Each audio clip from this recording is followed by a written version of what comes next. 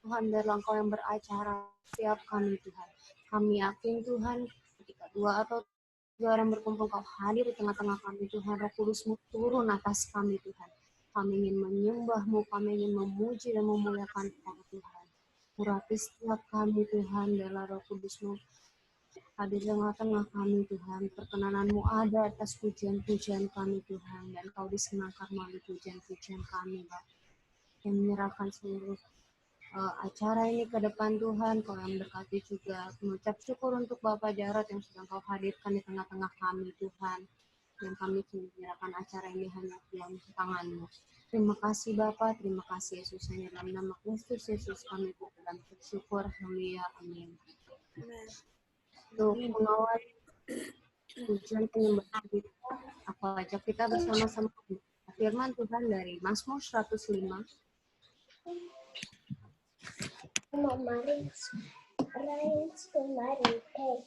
5 ayat 1 sampai dengan 2 kita baca bersama-sama.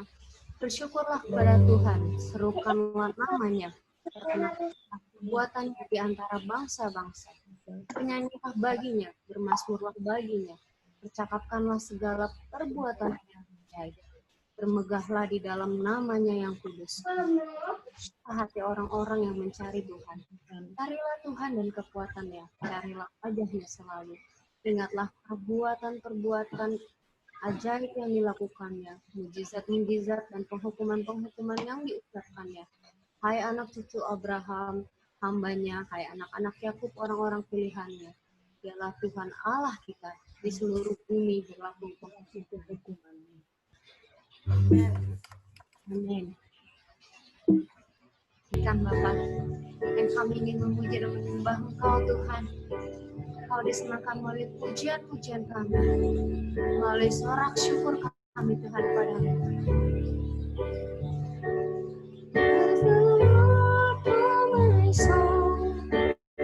Oh my soul, worship His holy name. Sing like never before.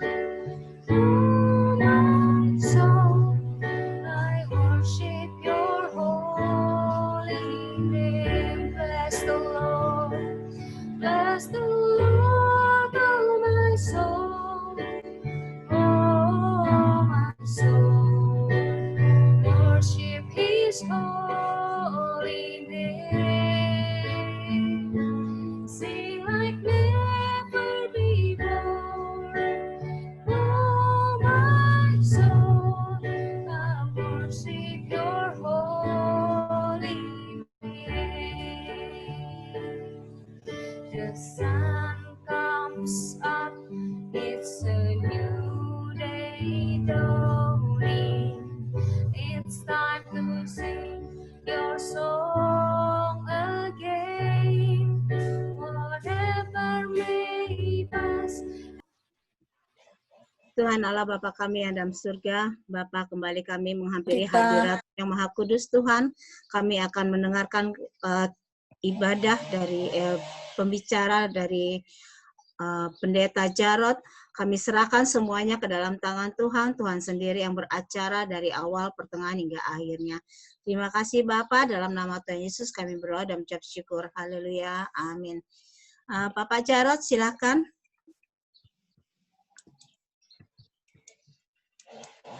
Halo, Pak Jarod. Ya, halo. Shalom, semuanya Ya, mendengar ya? Shalom. Pak, silakan Pak. Oke, terima kasih buat kesempatannya malam hari ini untuk menyampaikan firman Tuhan. Ya, saya akan sampaikan mungkin 30-40 menit. Saya usahakan lebih pendek supaya bisa ada waktu buat tanya jawab. Kalau istri saya belum tidur, nanti dia akan bantu menjawab. Tapi kalau udah keburu tidur, karena di sini udah jam 8:30 malam, ya. Oke, tapi kita beda 5 jam. Kalau saya nih, memang makhluk malam, jadi etes saja udah sampai jam segini. Ya. Segar. Ya, saya akan mulai sampaikan dengan berbagi pelajaran, ada PowerPoint-nya supaya lebih gampang ditangkap. Ya. Tema kita hari ini adalah puzzle. in family. Puzzle itu ya kayak permainan puzzle. Saya berikan ilustrasi dulu. Pernah ada sebuah cerita ya. Jadi seorang bapak ini sama anak bermain puzzle. Ya, lalu anaknya bilang, "Pak, cepetan Pak, tunggu kamu nih buru-buru aja." Ya, udah selesai belum Pak? Belum, kamu tuh jangan buru-buru aja dong gitu ya. Papanya sibuk nyusun puzzle, udah 5 menit. Pak, bisa apa enggak? Ya pasti bisa, tapi kamu jangan nanya-nanya melulu, Papa enggak konsentrasi gitu. Sampai 10 menit enggak selesai-selesai. Akhirnya, Pak, sudahlah Pak, nyerah aja. Kalau udah 10 menit itu udah kalah Pak. Karena aku pasti bisa lebih cepat. Ah, mosok anak kecil bisa Pak. Nyerah ya Pak ya. Ya sudah gitu. Papa kencing dulu ya. Tunggu Pak. Papa kencing dulu. Itu kelamaan Pak. Nanti Papa belum selesai kencing, aku udah selesai. Yang bener loh gitu. Bener Pak. Papa jangan kencing dulu Pak. Percaya saya gitu ya. Papanya nggak percaya. Akhirnya papanya kencing ya kan.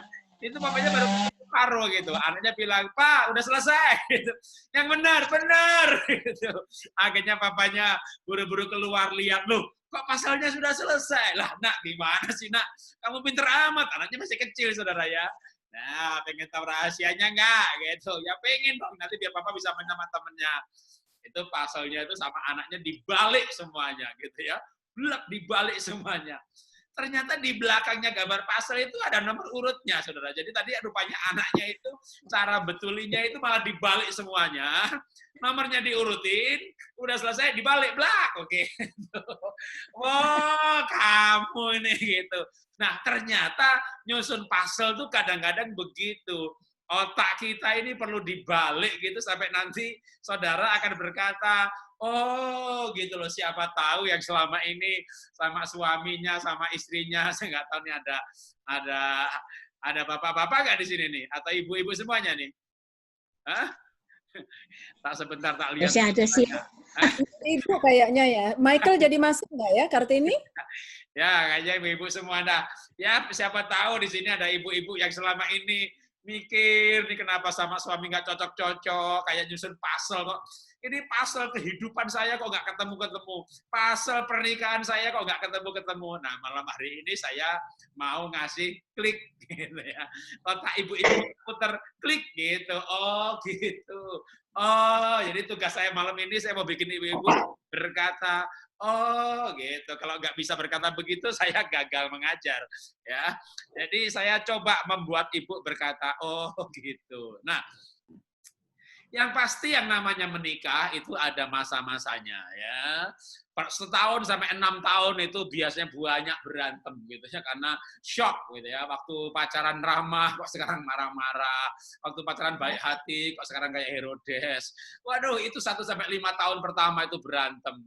6 sampai 5 tahun mencoba penyesuaian atau kalau nggak bisa menyesuaikan ya biasanya bubar. Tapi ada yang tidak bubar ya. Tapi karena nggak bubar tahun ke-15, karena udah nggak cocok-cocok, wah pasalnya nggak ketemu-ketemu, mau cerai takut, kata orang gimana, kata pendeta gimana, pendeta kata jemaat gimana, akhirnya hidup bersama tanpa berbicara ya. Hidup bersama tanpa berkomunikasi. Sambil berharap kapan pasangannya mati, karena kata Pak Pendeta kalau suaminya mati boleh menikah lagi, tapi kok pasangannya nggak mati-mati. Aduh, pusing itu udah gimana caranya. Oke, malam hari ini kita robah, jangan berharap pasangan mati, tapi otaknya kita putar klik. Nah, apa kliknya? Klik ini akan membuat kita bisa memahami yang selama ini tidak terpahami, yaitu yang namanya perbedaan. Kasih kesaksian dulu biar gampang ya. Saya ini bedanya banyak banget sama istri saya. Coba aja lihat tuh. Ya, saya pakai batik kemana pergi ya. Namanya orang Jawa. Saya Jawa, istri Tionghoa ya. Ke pantai pakai batik, ke gunung pakai batik.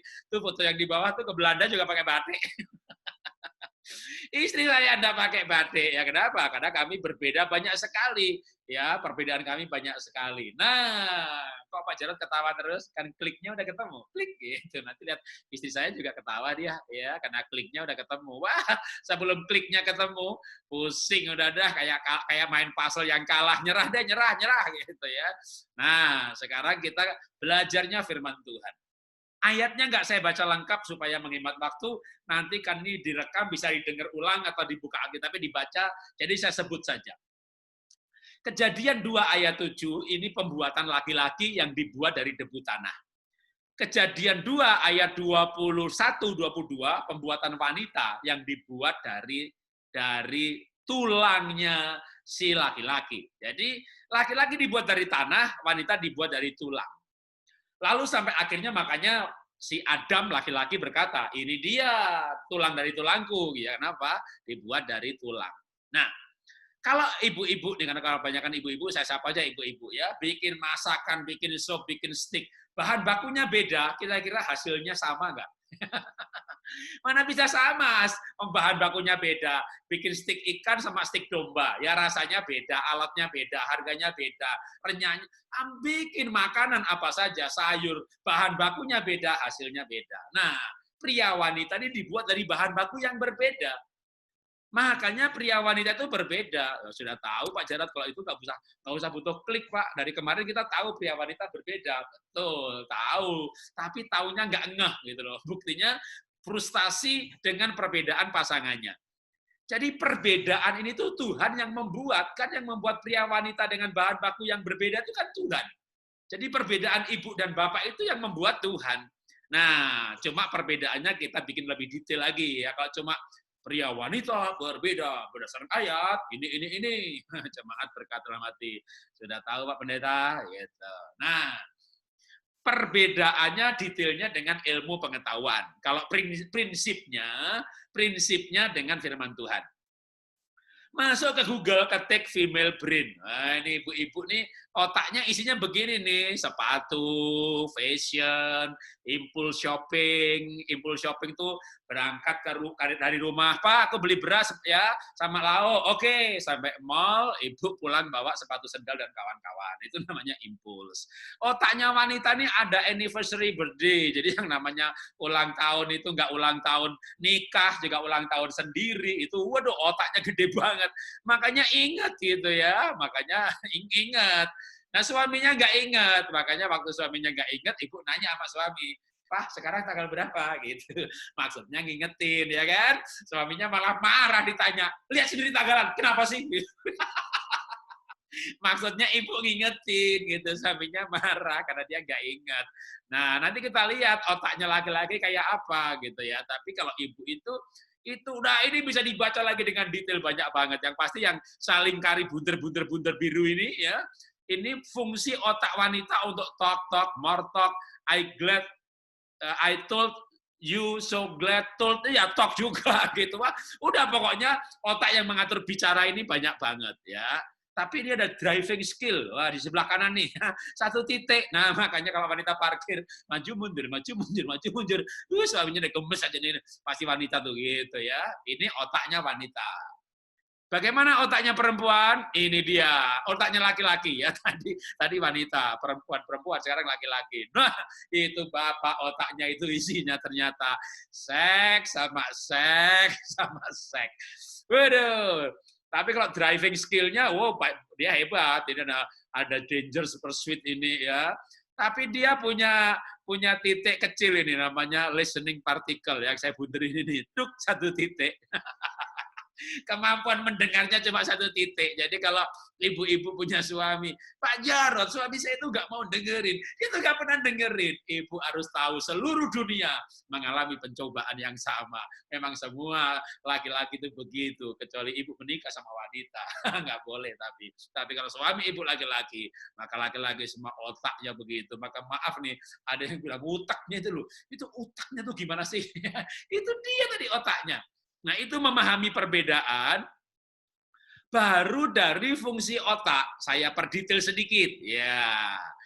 Otak yang berbeda tadi melihat warna. Laki-laki itu warna itu ya ada merah, violet gitu ya. Oranye, kuning, hijau, biru, udah gitu. Wanita melihat warna itu. Waduh, ada grip, ada purple, ada waduh pokoknya detail banget. Itu disegmentasinya begitu karena memang otaknya lebih detail. Bapak itu cukur ya kan, masuknya gondrong, pulangnya hampir gundul. Nah, ibu-ibu tuh masuk ke salon itu before and after tuh bedanya sedikit loh. Makanya banyak bilang, Pak, suami saya tuh kalau saya ke salon potong rambut, dia tuh nggak perhatikan. Lah saya perhatikan aja nggak tahu bedanya apa. Ibu itu, rambutku panjang, rambutku panjang. Masuk salon, belum keluar mirip. Saya nih ya, kalau ibu ikut Zoom saya 2 minggu lalu nih, udah beda banyak ini ya kan. Kalau laki-laki itu potong langsung pendek. Gitu. Kenapa? Yang ngirit lah sekali potong ya potong pendek sekalian itu. Kalau ibu itu potongnya mahal, yang dipotong sedikit. Itu nggak masuk otak saya, saudara. Nggak masuk otaknya laki-laki yang penuh dengan logika. Nah, jadi dari segi potong rambut aja sudah beda antara pria dan wanita. Wah, kebaktiannya jam 6, gitu. Jam 7, jam 7. Nih, jam 6 ibu-ibu udah siap. Bahkan ibu udah mulai ngingetin suami. Jam 7 kita ibadah loh. Gitu. Jam 6:15 ibu sudah mandi. Suaminya masih depan komputer aja. 6:30 ibunya udah pakai spray hair dryer. Bapaknya masih ke depan komputer aja. 6:45 ibunya ngerapiin rambut. Bapaknya depan komputer aja. Tapi jam 7 bapaknya udah siap, ibunya belum. Ya, itulah pria dan wanita, bedanya banyak sekali. Bapak-bapak di depan kaca merasa tubuhnya kekar, ibu-ibu depan kaca merasa tubuhnya gendut. Itu memang otaknya berbeda, jadi melihat barang dengan cara yang berbeda.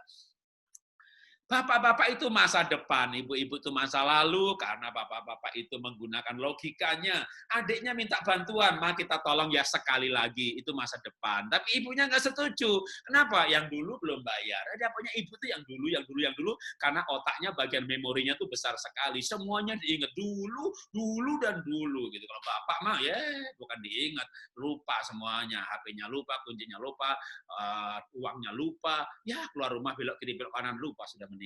Memang dia memorinya kecil sekali, Bu, cuma 28 mega. Kalau wanita memorinya kayak 4 giga, semuanya diingat. Nah, kalau dibikin perinciannya banyak banget. Saya nggak akan jelaskan, nanti bisa didalami. Nanti saya kasih tahu dalaminya di mana. Ya, kan kita cuma satu sesi. Lanjut sesi selanjutnya bisa Zoom lagi bisa, atau masuk di YouTube channel Keluarga Indonesia Bahagia. Ini diterangkan selama 9 sesi hanya untuk membahas perbedaan pria dan wanita. Maka perbedaannya kita nggak detail, saya detailnya nanti di solusi dan tanya jawab. Jadi gimana supaya kita bahagia dalam perbedaan? Pertama sadari, otaknya klik yang pertama. Tuhanlah yang menciptakan perbedaan antara pria dan wanita sebagai keindahan. Seperti pelangi, ya itu indah karena berbeda-beda. Kami pun indah, kami suami istri yang indah karena kami berbeda-beda. Nanti kalau tanya jawab, kita bisa perdetail lagi mengenai hal ini. Saya lanjutkan dulu, klik yang kedua. Mazmur 139 ayat 13, intinya kita bukan di tekstil, bukan di printing, tapi di tenun. Yang pada zaman Daud sudah ada teknologi tekstil dan printing, tapi Daud berkata, aku di tenun. Tenun itu karya seni yang sengaja. Dan tenunannya itu dahsyat dan ajaib. Nah, keunikannya itu kita bisa rinci. Kalau ini kan prinsipnya, ayat itu prinsip, firman Tuhan itu prinsip, tapi detailnya kita tuh seberapa unik. Saya singgung aja sebentar. Pakai teori temperamen dasar ada 4 macam, sanguin, melankolik, kolerik, flekmatik. Pakai teori DESC sama juga. Sanguin itu berarti intim, kolerik itu berarti dominan, flekmatik itu berarti stabil, melankolik berarti cermat. Pakai teori foto karakter, sama juga. Kolerik itu merah, flekmatik itu hijau, melankolik biru ungu, sanguin itu kuning. Jadi mau pakai teori apa, itu tadi DISC, foto karakter, temperamen dasar, itu ilmu yang sama. Nah, manusia biasanya bukan sanguin tok, misalnya sanguin kolerik, sanguin flekmatik, jadi sunflek gitu ya. Maka menjadi unik karena manusia itu kombinasi, selain campuran 2 atau 3, bahkan bisa campuran 4, masing-masing poin sanguinnya berapa persen. Saya sanguinnya sekian persen, flekmatiknya sekian persen. Nah, 4 parameter dengan persentase 8 miliar manusia nggak ada yang sama. Ini pendekatan temperamen dasar, foto karakter atau DISC. Bisa juga didekati dengan personality test. Masuk ke Google, tadi juga yang tadi bisa pakai Google gratis, nggak usah ke psikolog ya.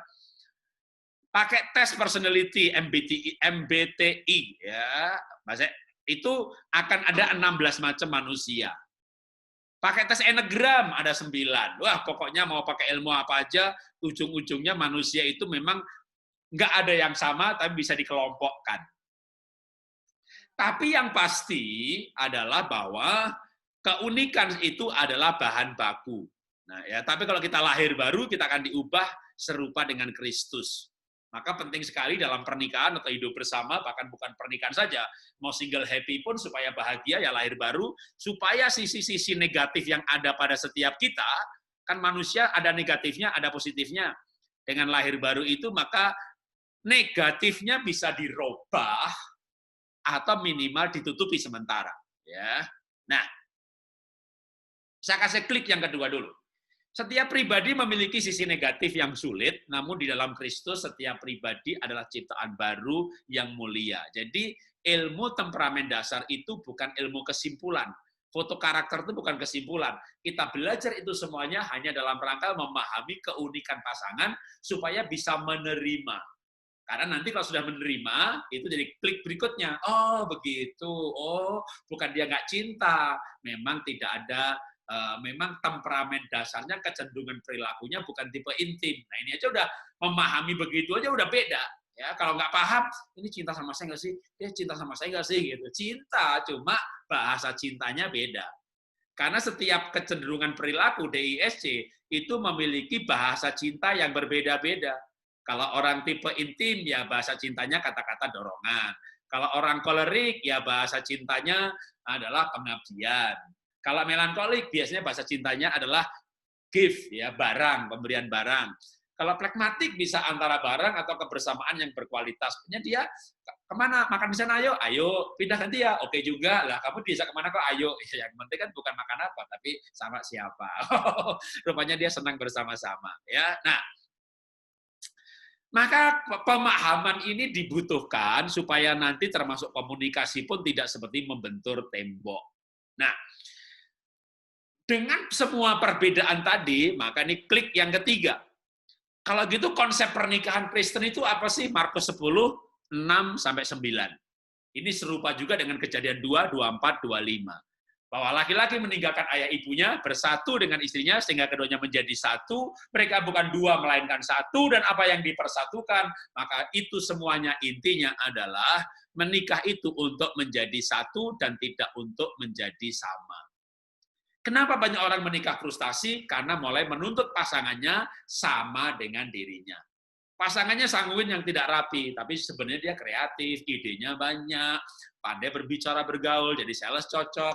Tapi pasangannya nggak mengerti, ibu nggak mengerti bahwa suaminya itu seperti itu. Ibunya melankolik, pokoknya rapi banget. Maka ibu mentraining suaminya si sanguin tadi supaya rapi. Lah, padahal kecenderungan perilakunya memang tidak rapi. Lalu pernikahannya dirubah menjadi training center untuk merubah, mentraining pasangannya supaya rapi seperti dirinya. Maka yang mentraining darah tinggi, yang ditraining darah rendah, semuanya stres dan blood drop. Nah, padahal harusnya bukan merubah menjadi sama.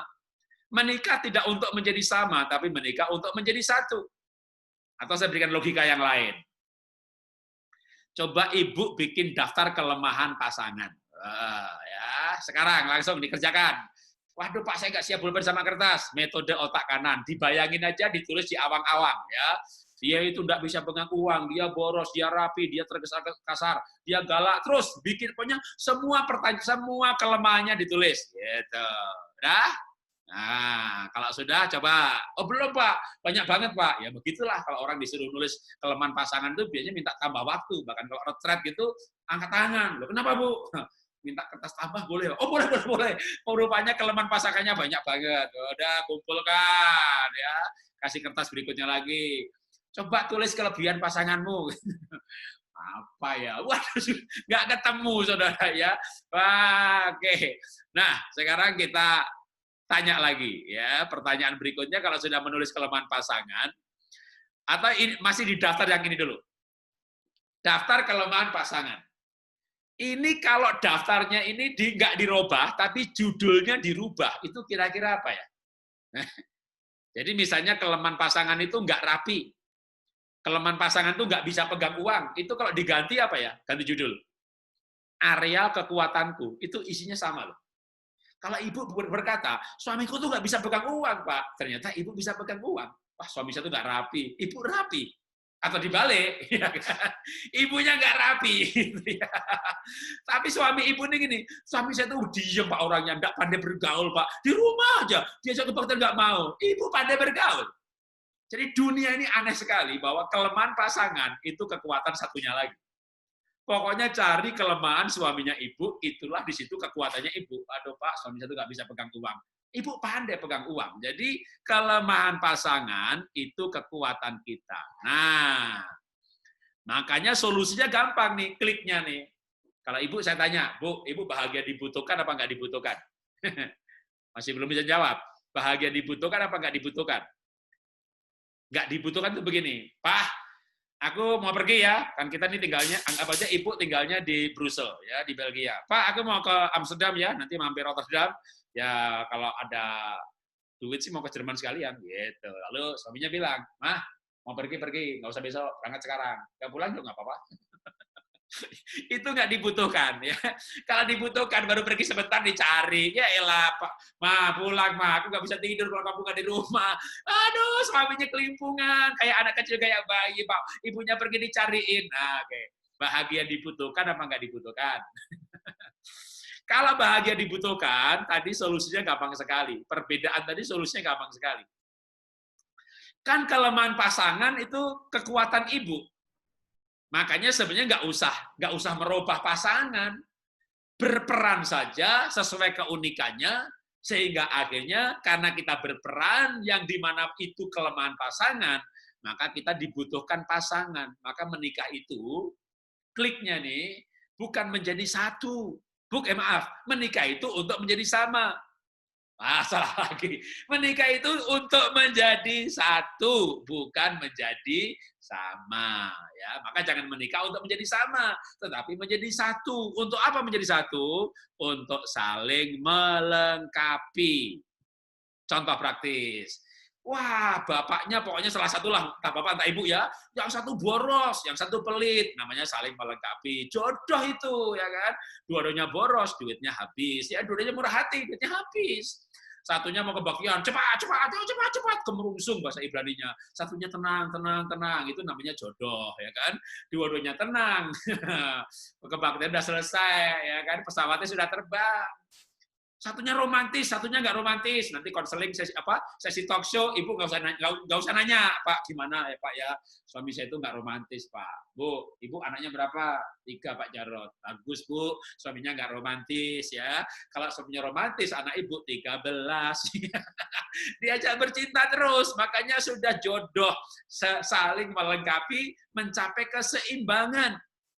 Orang menikah itu pasti 2 orang berbeda. Coba lihat pasangan sebelah, coba tetangga, lihat teman yang lain. Satu rapi, satu nggak rapi. Satu buru-buru, satu pelan-pelan.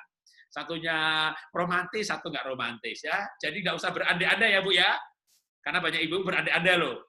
Itu bapak itu jemaat itu kok bapaknya baik ya, ibunya enggak loh galak. Itu ibunya baik kok bapaknya galak. Kalau ditukar kan bagus ya. Jangan tuker-tukeran, saudara ya. Jangan tuker-tukeran. Kalau pernah berpikir tukar pasangan, bertobat, saudara ya. Itu Tuhan sudah atur orang menikah menjadi satu untuk saling melengkapi. Maka pernikahan itu seperti sepatu, satu kiri, satu kanan, satu bengkong kiri, satu bengkong kanan, satu depan, satu di belakang, satunya melangkah ke depan, satunya belakang. Tapi walaupun berbeda, mereka bergerak ke arah tujuan yang sama. Ya. Makanya suami istri perlu berdoa supaya dipakai Tuhan bersama-sama seperti sepatu tadi, itu bisa bergerak ke arah yang sama kalau dipakai pribadi yang sama. Sepatu kiri saya pakai, sepatu kanan Bapak pakai. Sepatunya makin jauh, maka sepatu itu harus dipakai pribadi yang sama. Demikian juga suami istri yang berbeda, kalau dipakai oleh pribadi yang sama, yaitu Tuhan, maka yang berbeda itu akan saling melengkapi. Menikah untuk menjadi satu bukan menjadi sama. Namun, pasangan yang bahagia akan menjadi serupa. Karena cinta akan membuat yang berbeda saling menyesuaikan diri. Oke. Sedikit lagi sebelum kita tanya jawab. Manusia diciptakan sesuai ayat Kejadian 1:27 serupa dengan gambarnya Tuhan. Ya, Kejadian 1:27. Tapi gambar Tuhan itu rusak karena dosa. Maka Tuhan memanggil kita Roma 8:28-29, supaya kita serupa dengan gambaran anaknya, yaitu Tuhan Yesus. Supaya ia, anaknya itu, menjadi yang sulung di antara banyak saudara. Jadi kita akan menjadi seperti Tuhan Yesus waktu Tuhan Yesus menjadi manusia. Itu artinya setiap pribadi kita ini harus berubah. Tadi kan saya bilang, menikah itu tidak mengubah pasangan, tapi melengkapi. Kekurangannya dia, kekuatan saya lengkapi aja. Kelemahan saya, kekuatan kamu. Kamu lengkapi saya ya. Nah, menikah itu saling melengkapi supaya saling membutuhkan. Saya tidak menyarankan merubah pasangan, tapi saya sarankan merubah diri sendiri. Karena Tuhan memanggil kita memang untuk menjadi serupa dengan Tuhan Yesus. Artinya apa? Kita berubah dong. Ya, kita harus berubah. Kita rubah diri kita. Nah, begini. Pasangan yang ilahi, yang memiliki tujuan hidup bertumbuh menjadi serupa Kristus, menjadikan dua pribadi yang sama-sama mau berubah. Bahagianya pernikahan, kalau masing-masing lahir baru dan punya komitmen, saya mau menjadi seperti Tuhan Yesus waktu Tuhan Yesus menjadi manusia. Saya mau menuju keserupaan dengan Kristus. Ketika saya mau berubah, saya jadi berubah. Pasangan saya mau berubah, dia berubah juga. Yang paling menjengkelkan itu saya yakin ibu-ibu setuju dah ya. Kalau punya, ini anggap aja ibu ya, punya suami itu loh, nggak mau berubah. Wah, kayak dari dulu, gitu. Orang Jawa bilang kayak biar kayak kentus. Dari dulu kayak setan gitu. Waduh, menikah sama orang yang nggak mau berubah. Memang saya begini, kamu cinta apa tidak? Waduh. Itu betul-betul membawa pencobaan itu ya. Maka gimana dong Pak kalau suami nggak mau berubah? Pokoknya jangan rubah dia, saya aja berubah gitu ya. Indahnya, idealnya memang dua-duanya mau berubah. Nah, kliknya begini. Katakan yang biru ini saya, yang warna pink ini istri saya. Saya berubah ke arah Tuhan Yesus. Nah, yang gambar salib ini, silang, salib. Istri saya juga berubah ke arah Tuhan Yesus. Maka jarak saya dan istri saya makin dekat loh. Dua titik bergerak ke titik yang sama, jaraknya makin dekat. Makanya saya berikan kesimpulan terakhir, klik terakhir. Ya, setelah itu kita tanya jawabnya bisa lebih panjang sesuai dengan waktu yang ada. Ketika pasangan masing-masing berubah ke arah Kristus, maka pasangan akan makin serupa, mirip, sehati, dan sepikir, serta bahagia. Jadi kita tidak merubah pasangan, tapi kita berubah ke arah Kristus. Maka dengan demikian, masing-masing akan berubah, tapi dengan kesadaran diri, bukan dipaksa pasangan. Ya, sebelum tanya jawab, saya kasih pengumuman sedikit. Ya. Saya punya pelajaran serial menjadi suami, menjadi istri. Ada buku menjadi suami, menjadi istri. Ya Pak, saya di Brussels, saya di Belanda Pak. Saya di Swiss Pak.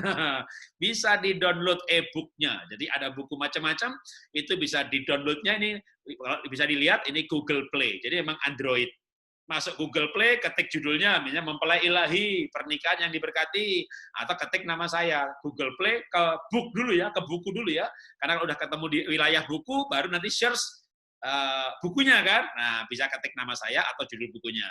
Mempelai Ilahi, Pernikahan yang Diberkati, mengenai perselingkuhan seks, mengenai quote zaman now, atau tadi menjadi suami, menjadi istri, maka semuanya akan muncul. Dan kalau di e-book itu harganya jauh lebih murah daripada yang buku cetak. Ya, toh juga mau yang buku cetak kan susah. Gimana di Eropa bukunya di Jakarta, kecuali titip sama saudaranya yang di Jakarta. Dikirimnya nanti kalau virusnya sudah selesai. Ya, oke. Dari saya cukup. Sekarang 8.50 kalau di Indonesia. Di sana baru jam 3.50. Ya, saya kembalikan ke moderator dulu, dan istri saya akan bergabung untuk menjawab pertanyaan. Ya, tanya banyak-banyak sama istri saya. Tuhan memberkati. Amin. Terima kasih Pak Jarod. Teman-teman, mungkin karena tadi kita udah telat memulai, sekarang kita langsung aja ya ke tanya jawab. Ibu masih mau ditunggu, Pak? Ada nih, udah siap di rumah. Di rumah. Okay. Di sini juga, dari tadi juga di sini coba sembunyi. Oh gitu. Kasih lihat dong Bu, kita kan pengen kenalan nih. Jadi, Halo Bu Esther. Nah, siap di sebelah saya aja, cuma dia biar nggak duduk diem aja, jadi bisa aktivitas. Ya, silakan. Boleh dimulai mungkin dengan pertanyaan yang dikirim ya, Kartini. Boleh dibacakan. Nanti setelah itu boleh ada yang spontan, silahkan ya. Ya. Ada, bisa dibacakan kalau ada Di pertanyaan unmute dulu. yang sudah masuk. Sebentar ya. Pertanyaannya, tapi ini yang mana ini? Yang sebelumnya? Yang masuk tadi aja, yang masuk tadi. Barusan aja ya. Pak, kalau saya kalau saya plus suami saya ingatnya yang dulu-dulu, yang sudah terjadi susah untuk move on, dan kebalikannya dengan saya paling malas untuk membahas yang sudah lewat. Bagaimana itu, Pak? Oh iya, berarti kebalik. Oke, biar istri jawab dulu. Silakan. Ya, memang Tuhan tuh sediakan pasangan biasanya yang terbaliknya ya. Jadi kalau dua-duanya nggak bisa move on, kasihan. Makanya salah satunya yang bisa move on supaya lihat ke depan lagi gitu. Jadi it's okay sih kalau misalnya menemukan jodohnya berbeda, justru itu saling melengkapi. Gitu ya. Ya, jadi tadi kan saya sampaikan mengenai 18 perbedaan pria dan wanita ya. Nah, itu perbedaan itu sebenarnya fenomena. Fenomena itu umumnya seperti itu gitu ya. Umumnya itu maksudnya 70%. 70% laki-laki di dunia seperti ini, otak kiri, analisa, kuat di mata, dan seterusnya. Lalu wanita biasanya seperti ini umumnya. Nah, yang menarik, misalnya, Pak, ini nggak benar, Pak. Bapak bilang laki-laki itu pikir, wanita rasa. Nomor satu ya, wanita itu emosi, perasaan. Kalau laki-laki itu logika. Enggak tuh, Pak. Malah suami saya yang perasaan gitu. Nah, memang begitu ya. Ada yang terbalik. Jadi tapi uniknya begini, itu ada 18 poin perbedaan. Begitu bapaknya ini perasaan. Iya, dia pemusik, koreografer, animator, seniman, arsitek. Kerjaannya ini perasaannya kuat. Tapi saya perhatikan ya, kalau bapak-bapaknya perasaan itu kok ibunya tidak berperasaan ya. Jadi ketika bapaknya terbalik satu poin, maka ibunya terbalik di poin itu juga. Maka endingnya adalah jumlah perbedaannya tetap sama. Jadi berbeda itu adalah wajar sekali. Jadi ada yang malah bapaknya yang masa lalu, ibunya masa depan. Jadi itu bisa 30% total populasi. Jadi nggak masalah. Jadi terbalik itu tidak masalah.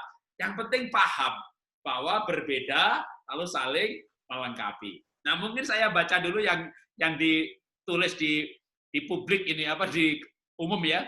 Berarti semua pria itu ignoran karena tidak mau mendengarkan. Nah, umumnya begitu. Bisa berubah nggak? Ya, yang penting itu bisa berubah. Pada dasarnya laki-laki otaknya, fungsi mendengarnya kecil. Lalu gimana Pak cara membesarkannya? Gitu. Bisa. Di dunia ini tidak ada yang tidak bisa berubah. Semuanya bisa berubah. Karena otak itu sendiri adalah plastisio. Jadi ilmu mengenai otak yang terbaru itu plastisitas otak. Otak itu plastis. Bukan elastis, tapi plastis. Bisa dibentuk. Nah, tapi cara membentuknya, kalau baca bukunya Charles Duhigg, itu lewat kebiasaan. Jadi, segala sesuatu bisa berubah. Pertama, lewat kesadaran dulu. Jadi, bapaknya harus sadar bahwa saya sebagai suami harus mendengarkan istri. Gitu. Ibunya sadar bahwa suamiku memang nggak punya kemampuan itu, saya mau dorong, gitu. Makanya kalau dia mau mendengarkan, berikan apresiasi. Tapi si bapaknya sendiri atau si ibu sendiri, misalnya punya kelemahan bidang tertentu, ya nyetirnya susah, gitu kan, mau parkir maju mundur. Tapi kalau latihan terus lama-lama kan banyak ibu pandai nyetir yang awalnya nggak bisa. Ada wanita yang dari awalnya memang pandai setir, gitu ya. Tapi ada yang waduh itu namanya ibu begitu kasih mobil, depan penyok, kiri penyok, belakang penyok, makanya suaminya beliin mobil jelek dulu dah, kejegar gitu. Wah, apalagi maaf nih, suaminya dipanggil Tuhan. Udah dah, nggak bisa mengandalkan suami lagi. Harus bisa, Pak. Kalau di Eropa nih harus bisa setir sendiri, Pak. Diawali dengan penyok kiri kanan, lama-lama bisa. Kenapa? Memang manusia bisa berubah. Nah, Kalau wanita tidak usah berubah, sudah pandai mendengarkan. Makanya laki-laki itu harus mau berubah gitu ya. Jadi pasti bisa, kalau mau pasti bisa. Kedua, ya awalnya sadar dulu. Makanya ada kan gerakan pria sejati, laki-laki dikumpulkan, diajari mengenai kepriaan, pentingnya mendengar, sampai dia, oh saya harus latihan deh, walaupun di telinganya susah, tapi bisa, ya jadi bisa. Sama juga ibu yang punya kelemahan bidang tertentu, maka pasti bisa. Ya itu tambahan dari saya untuk pertanyaan yang sempat ditulis di chat bersama ini. Silakan dilanjutkan. Teman-teman kalau ada yang spontan mau bertanya boleh angkat tangan biar nggak sekali semua atau ini ya karena di Zoom nggak bisa berbarengan bicara ya. Ada yang mau bertanya spontan silahkan. Di unmute aja langsung ininya ya, di unmute aja audionya sendiri.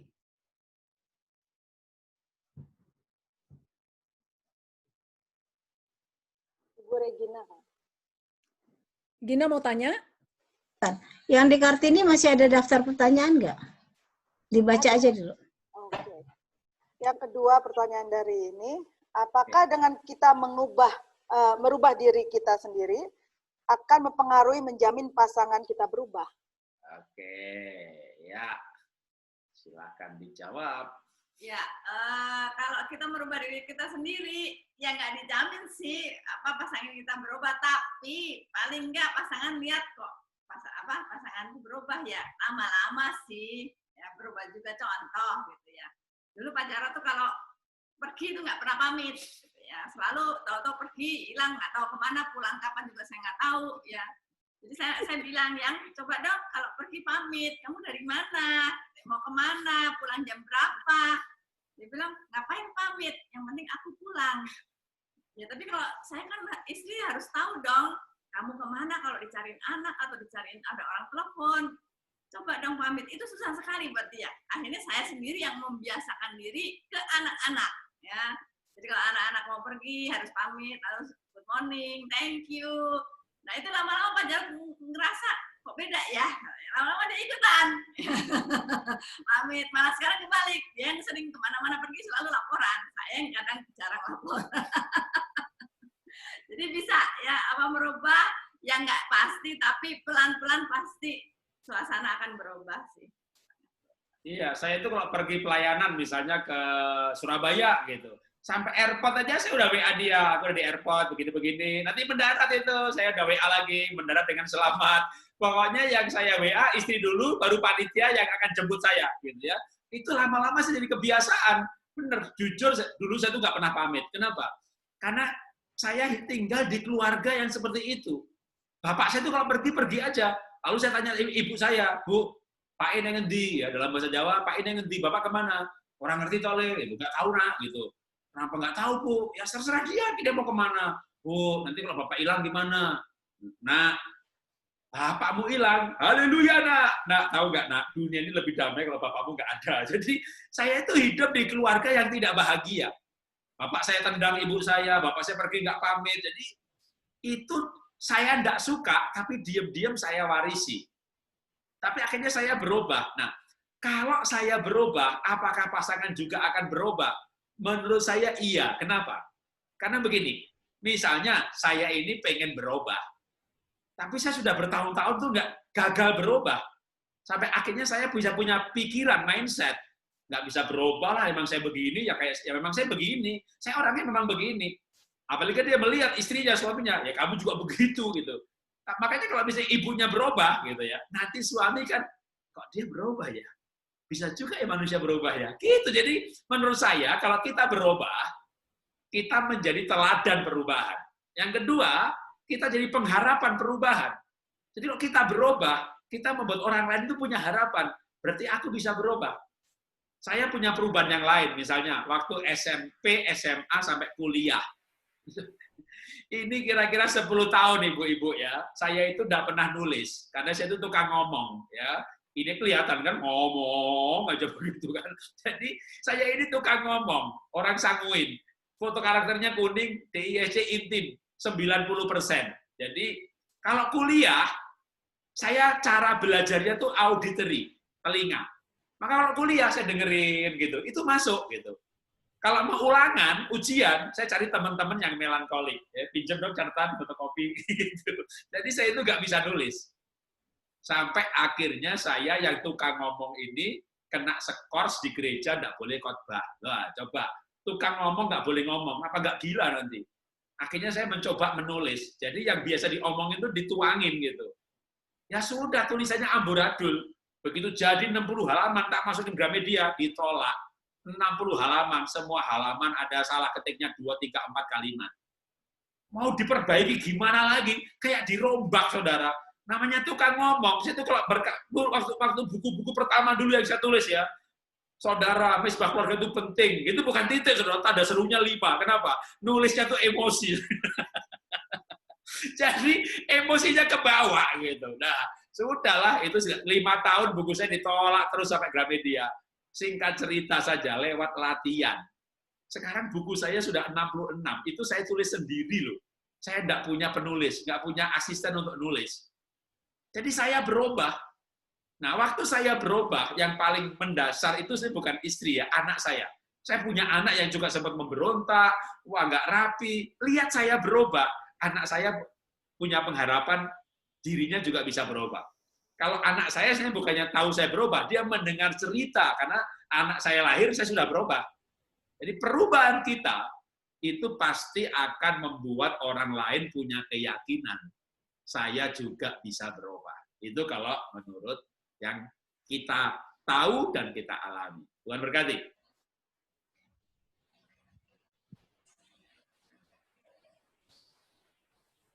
Ya, sekarang kita masih mau lanjut yang dibacakan atau yang mau spontan? Ada yang udah siap mau spontan? Ah ya, ya Regina silahkan Gin. Makasih Pak Jarod. Saya mau tanya, ini mungkin bukan saya aja, tapi banyak orang-orang Indonesia yang menikah dengan orang Belgia, ya. Dan itu orang Belgia itu punya anak. Tapi bukan dari kita, jadi dia punya anak dari istri pertamanya gitu. Nah, yang jadi persoalan adalah di Belgia ini terlalu banyak anak-anak yang urusannya sangat materialistis ya. Jadi mereka sejak kecil memang kayaknya dididik itu karena ada aturan juga dari Belgia bahwa warisan begini begitu sehingga anak-anak ini motivasinya hanya uang. Dan kita masuk ke dalam keluarga yang broken. Tapi begitu kita masuk dalam keluarga yang broken, langsung anak-anak punya pikiran bahwa kita akan mengambil uang ayahnya. Nah, kita sudah berusaha untuk berbuat baik, kita sudah berusaha menguasai, terus suami juga sudah berusaha, akhirnya jadi konflik antara yang pendatang, suami, dan anak. Itu bagaimana cara mengatasinya? Ini mungkin teman-teman juga ada yang mengalami, tapi saya hanya ingin bertanya, mungkin Bapak Jarod bisa mengatasi, karena kita justru berbeda, sangat-sangat berbeda culture dengan Belgia. Kalau Indonesia kan nggak ada soal warisan, tapi kalau di Belgia itu kan ada. Dan ini konflik antara anak tiri, ibu tiri, dan suami. Terima kasih, Pak. Ya. Perbedaan culture itu memang ada sebenarnya di mana-mana ya, termasuk juga di Indonesia. Misalnya nih, kalau di Indonesia itu suku Minang. Suku Minang itu warisan itu garis ibu. Jadi tanah akan diwariskan kepada anak perempuan, anak laki-laki nggak dapat warisan. Sedangkan suku yang lainnya kebalik. Nah ini akan pasti menimbulkan dilema. Lalu berikutnya ini mau diwariskan ke siapa gitu? Karena beda bangsa, beda aturan soal warisan. Jadi ini contoh yang nyata itu Indonesia suku Minang ya, yang adalah matriarkal. Jadi warisan kepada siapa itu kepada anak perempuan. Nanti ketemu suku yang lain kebalikannya, wah itu repot. Jadi memang menikah itu berbeda budaya, berbeda culture. Nah, kalau menikahnya memang sudah mengambil keputusan, ya waktu menikah ini kan sama duda misalnya, punya anak lagi, atau sama janda bawa anak. Nah, memang itu adalah resiko dari pilihan. Maka ya sebenarnya kesepakatan antara suami dan istri ini yang sepakat. Misalnya si suami punya anak 2 gitu ya. Apakah warisannya mau dibagi 3 sehingga anak 1, anak 2 sama istri porsinya sama. Nah, ini benar-benar antara kesepakatan dan legal. Karena memang kita hidup di dunia yang memang ada aturan hukum, di mana aturan hukum juga nggak bisa ditabrak. Jadi ya kitalah yang harus menyesuaikan, karena kalau ibu katakan di Belgia gitu ya, memang hidup merantau di negeri orang, ya secara legalnya di situ di mana kita yang menyesuaikan. Itu nggak punya pilihan lain sih. Kalau dari sisi harta ya, mungkin itu yang saya bisa sampaikan dulu. Pak, maksud saya bukan soal warisan, Pak. Maksud saya hubungan kita dengan anak tiri dan anak tiri dengan bapaknya. Karena kalau bapaknya dekat dengan kita, anak tiri ini nggak suka. Kalau kita dekat dengan bapaknya dekat dengan kita, bagaimana gitu. Jadi hubungan antara kita memperbaiki hubungan kita dengan anak-anak dan dengan suami sendiri. Jadi supaya kompak gitu loh, Pak. Terima kasih. Ya. Ya, memang di mana-mana juga nggak cuma di Belgia kali ya, kalau sama ibu tiri biasanya hubungannya masih, apalagi kalau mama kandungnya masih ada gitu ya, kecuali kalau mama kandungnya udah meninggal waktu kecil, jadi ini anak dipiara sama ibu tiri dari kecil, ya beda sih memang. Ya dipahami aja sih itu, yang penting gini, ibu tunjukkan aja ketulusan ibu, bahwa ibu menikahi ayahnya karena cinta, ya karena memang mau melayani, bukan karena harta, bukan karena yang lain. Lalu ya kalau saya melihat ibu kan yang maksudnya kenal Tuhan gitu ya, lebih rohani gitu. Jadi ibu tunjukkan aja bahwa ibu lebih penuh kasih, ya tunjukkan bahwa ada Tuhan Yesus dalam hatiku. Aku akan tunjukkan juga kasih Tuhan buat kamu gitu. Mungkin dengan ini hatinya akan dicairkan oleh kasih ibu. Ya mungkin dari saya itu, Bu. Ya, menikah itu kan memang menikahi keluarganya ya. Kalau kita nggak bicara menikah dengan duda dengan 2 anak. Katakanlah menikah dengan perjaka aja deh. Maka kita menikahi keluarganya, ya orang tuanya, adiknya, maka tapi tentu lebih mudah ya, karena yang namanya mertua dan ipar itu kan nggak serumah. Sedangkan menikahi seorang duda dengan 2 anak, begitu maka anaknya ya kalau kebetulan dibawa sama suami ya, mereka bercerai lalu anaknya dibawa dengan si suami bukan sama si ibunya gitu. Nah, itu ya memang komitmennya mungkin yang saya bisa ambil itu Ruth ya. Memang ini kasusnya sebenarnya bukan soal ibu tiri anak tiri, tapi mertua. Ruth itu kan bangsa lain ya, bukan bangsa Israel. Naomi punya anak 2 lalu meninggal, jadi tinggal mantunya 2. Akhirnya mantunya yang satu balik ke kampung halamannya, Ruth nih ngintil terus gitu. Lalu akhirnya ya Naomi ini bilang sama Ruth, dah kamu balik dah, kamu masih muda gitu kan. Ruth tuh punya sikap. Yang sikapnya menurut saya menarik. Dia berkata begini, bangsamu tuh bangsaku, Tuhanmu tuh Tuhanku. Jadi dari pihak si Ruth sebagai seorang wanita, dia siap untuk melebur dengan budaya, culture mertuanya. Jadi itu sikap pertama dulu dari soal budaya dan perbedaan culture tadi ya. Lalu dengan soal anak, memang gini, kalau suami istri itu bercerai, maka istilahnya itu mantan istri gitu. Tapi mantan anak tuh nggak ada. Bahkan misalnya nih, si anak tuh nggak ikut suami, ya cerai, si anak ikut ibunya, lalu ibu menikahi si duda ini, gitu. Itu aja tetap ada masalah, gitu. Apalagi anaknya ikut di serumah ya, jadi ada anak tiri. Ini anaknya ikut ibunya nih. Tapi si bapak ini kan kadang masih sayang anaknya, diam-diam ngasih duit anaknya, gitu. Waktu-waktu ngasih duit anaknya, ketemu ibunya si mantan. Itu bisa cemburu ini si istrinya. Jadi emang, kasus begitu rumitnya, tapi gini, intinya begini. Tidak mudah, tapi bagaimana benar-benar mencoba untuk tidak cemburu, mengasihi anak seperti anak kandung, ya. Nah, kan susahnya kan begini, ibunya dari Indonesia lagi. Ya, belum lama lagi datang di Eropa, ya paling nggak bukan generasi kedua lah.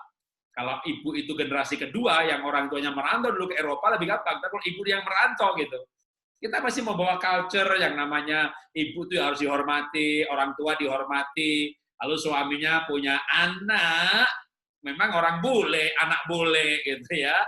Yang namanya anak kadang you. Sementara ibu nih, dan dia nggak mau sebut ibu, mom, you. Ibu namanya Linda, you sit down. Waduh, ini shock culture, ditambah kita bisa kurang ngajar, ini anak muntah darah kali gitu ya. Nah, ini saya jujur, saya bisa membayangkan betapa sulitnya itu dan beratnya. Ketika si anak nggak maksud kurang ajar aja, kita merasa kurang ajar. Apalagi dia betul-betul kurang ajar. Dia sedang tidak kurang ajar aja, kita bisa merasa dia kurang ajar. Ya, saya aja berjumpa bukan sama ibu yang menikah dengan orang bule gitu ya. Ini orang Indonesia, suami istri. Anaknya sekolah di luar negeri. Begitu pulang aja shock culture gitu ya. Bapak ibunya ngajak anaknya, yuk nak, kita ke mall malam ini. We don't have appointment. Jadi anaknya menjawab, kita nggak punya appointment. Bapaknya ngamuk, aku tuh bapakmu ngasih makan, mau ngajak pergi bikin appointment gitu. Lah anaknya ya berdebat itu. Ya haruslah bikin appointment. Kan saya juga punya urusan pribadi itu. Itu anak bisa digampar, saudara. Nah sama juga ibu di sana gitu mungkin. Ya kan? Mau ngajak anaknya pergi, suruh bikin appointment. Ini setan. Mungkin kita berpikir ada dua setan itu. Padahal mereka tidak berpikir bahwa dirinya setan gitu ya. Dia berpikir bahwa normal-normal aja. Kalau di sana mungkin bahkan umur 12 tahun udah berhak menentukan mau pergi sama orang tuanya apa enggak. Nah, ini betul-betul budaya yang kita nggak diabaikan aja bisa merasa diabaikan.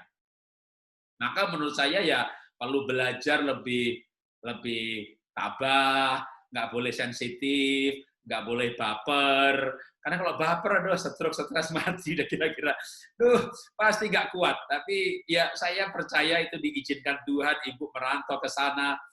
Semua orang yang merantau akhirnya hebat-hebat. Yang namanya Yusuf, Yakub, Musa, Paulus, Tuhan itu kayaknya pakai di Alkitab lebih banyak orang perantauan daripada yang tidak merantau. Sebelum merantau diizinkan merantau dulu harus dipakai. Karena memang yang namanya merantau itu tetap baper pasti mati. Kalau ibu juga sampai sekarang nggak mati-mati, saya percaya ibu sudah nggak baper lagi. Ya, atau malah mati rasa. Ya, mati rasa itu dalam mati nggak baper gitu. Jadi kita memang perlu belajar untuk tidak baper dengan cara memahami. Karena kalau tidak baper tapi nggak paham, itu namanya mati rasa. Makanya tadi saya selalu membawa pada paham dulu. Memang bukan soal ini ya, tapi soal suami istri. Supaya dengan paham itu, ketika kita paham, kita tidak nangis karena memang memahami. Jangan sampai nggak nangis karena memang sudah mati rasa, udah sakaremu lah. Gitu. Jadi bukan sakaremu, oh aku ngerti gitu. Jadi saya pengen kita itu kalau sama-sama nggak nangis itu bukan karena mati rasa, tapi karena paham gitu. Ya. Kartini, silahkan boleh dibaca pertanyaan yang berikutnya mungkin? Ya. Tadi mengenai otak kiri dan kanan. Bagaimana kalau cowoknya otaknya kiri banget, sementara ceweknya yang kanan banget. Terus itu gimana jalan tengahnya biar nggak clash gitu loh, Pak? Jalan tengahnya banyak makan otak-otak.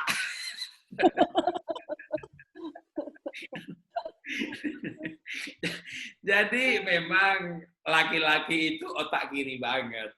Wanita itu otak kanan banget, itu yang normalnya begitu. Tapi sering wanita yang otak kanan banget, perasaan banget, seni banget, karena merantau, belajar accounting, belajar keuangan, lalu mandiri, lebih logis, maka dia mulai imbang. Laki-laki yang logis banget, nggak berperasaan, nggak mau mendengar, ya belajar seni, musik, akhirnya menjadi imbang. Atau dia belajar sosial. Jadi kalau misalnya laki-laki yang tadinya logikanya kuat banget, nggak berperasaan, tapi dari kecil dia belajar kecerdasan sosial, bersosialisasi, tidak main game terus, itu bisa berubah. Tapi memang berubah itu butuh waktu. Atau berubah itu kadang diizinkan traumatis. Ya, orang mengalami peristiwa traumatis, perceraian, kematian, dia tadinya galak banget, kasar banget, lalu galak sama tentara, oknum, gua dihajar hampir mati gitu. Kena batunya istilahnya, baru berubah. Jadi kadang orang tuh dinasihati nggak berubah, tapi kena batunya berubah. Nah, atau yang paling baik itu berubah karena sadar. Tapi kalau terjadinya misalnya perbedaannya ekstrim banget, tergantung tadi, kalau kita menyiasatinya dengan dewasa, ya jadi paham itu. Jadi yang paling penting itu paham sih, kalau misalnya paham kan, memang kadang-kadang sudah belajar aja kita masih begitu istri atau suami bereaksi seperti kecenderungannya, kita akan jengkel dulu, tapi dengan segera itu cepat pahamnya. Jadi, oh enggak kok, dia bukan enggak cinta, dia plekmatik, gitu. Oh, dia bukan mengabaikan aku, memang orangnya begitu dia suka sibuk sendiri, idenya banyak orang sambungin. Jadi itu akan cepat sadar. Jadi kalau masing-masing ekstrim gitu ya, tapi memang namanya hidup bersama itu harusnya terjadi penyesuaian. Nah, niat menyesuaikan itu hilang ketika cintanya juga hilang. Waktu pacaran dulu tuh kayaknya nggak ekstrim banget tuh bedanya, karena memang orang yang lagi pacaran jatuh cinta itu kemampuan adaptasinya tinggi. Jadi kadang-kadang kalau misalnya nggak bisa merubah, paling nggak jaga cinta gitu. Karena cinta itu membuat orang adaptasinya tinggi sekali. Ya. Mau lanjut Kartini atau Ya, ada? boleh lanjut. Ini ada pertanyaan menjurus ke seksiologi. Seks yang kudus di dalam rumah tangga sejauh mana? Misalnya salah satu sudah tidak mampu atau mau, misalkan karena usia atau penyakit. Bagaimana solusinya sesuai firman, Pak? Sesuai firman Tuhan. Saya jawab dulu, biar aku nanti bisa nambahin. Kalau seks Pak Jarod aja dah ngomongnya. Kamu aja deh. Kamu aja. Oke. Seks yang benar, wah ini memang sebenarnya tuh kalau bicara seks tuh nggak bisa hitungan menit ya, nanti satu sesi. Tapi karena ada yang nggak bisa dijelaskan dengan pendek. Jadi paling saya jawab yang global ya. Yang pasti seks yang dilarang oleh firman Tuhan itu ada 4 yang termasuk kebejatan seksual. Laki dengan laki, perempuan dengan perempuan, seks dengan binatang, ya, lalu incest. Itu disebut kebejatan. Satu lagi sebenarnya sodomi. Baik dengan pasangannya sendiri, kalau dubur berarti itu dilarang Tuhan karena termasuk sodomi. Jadi itu larangannya jelas ya, seks dengan binatang, laki dengan laki dan perempuan dengan perempuan, lalu anak orang tua anak, paman, tante, itu masuk incest, lalu sodomi. Ini semuanya dilarang. Tidak ada ayatnya, tapi dari segi prinsip, misalnya kekerasan atau masokis. Jadi istrinya dicambukin dulu, sudah mengerang kesakitan gitu ya. Lalu suaminya baru bisa terangsang, bahkan kalau melihat darah, sudah si suaminya terangsang nih, Bu. Istrinya bukan disetubui, dimasukin timun, dimasukin wortel. Ini saya mendengar ibu curhat atau konseling begini itu di mana-mana loh. Jadi suami yang sadistis atau masokis itu pasti dilarang firman Tuhan. Karena pada prinsipnya firman Tuhan mengajarkan seks itu adalah pernyataan cinta kasih. Nah, yang pro dan kontra itu adalah oral seks. Tapi saya membatasi diri untuk tidak menjawab karena ini bukan tema itu. Nanti kalau dijawab sedikit malah jadi salah tangkep. Jadi saya menyarankan nanti bikin tema khusus mengenai seks supaya kalau jawab itu tuntas. Jadi makanya saya hanya sampaikan yang udah pasti tidak boleh gitu ya. Sedangkan yang pro dan kontra itu bahasanya perlu panjang. Ya, mungkin itu kalau yang dari sejauh mana yang boleh tidak boleh. Yang tidak boleh udah jelas, yang selebihnya boleh. Dalam arti soal gaya, duduk jongkok berdiri boleh, di sofa boleh, di ranjang boleh, di kamar mandi boleh, selama tidak jadi batu sandungan. Itu kalau posisi saya tidak ada keberatan ya.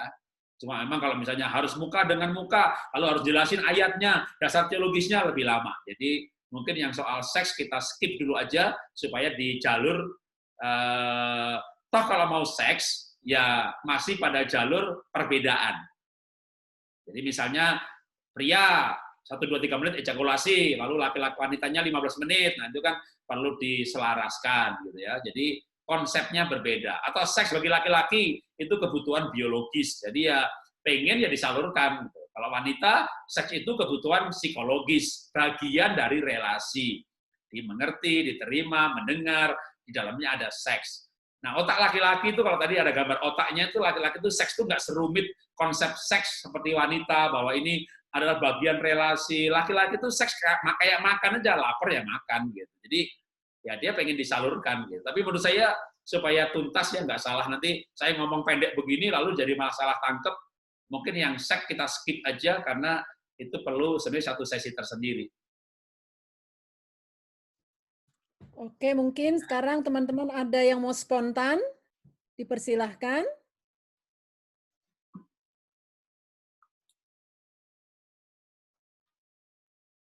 Ya, silahkan. Ini mau spontan. Terima Terima kasih. kasih. Kalau nggak ada yang lain, kalau saya bisa Sebentar. spontan. Ken, sebentar. Alce lagi masuk. Nanti habis Alce ya. Oke, thank you. Ya, terima kasih. Pak Jarod, saya mau bertanya perbedaan dalam pernikahan. Awal-awal pernikahan itu perbedaan itu kita masih saling toleransi antara suami dan istri. Dengan berjalannya waktu, terkadang perbedaan itu muncul.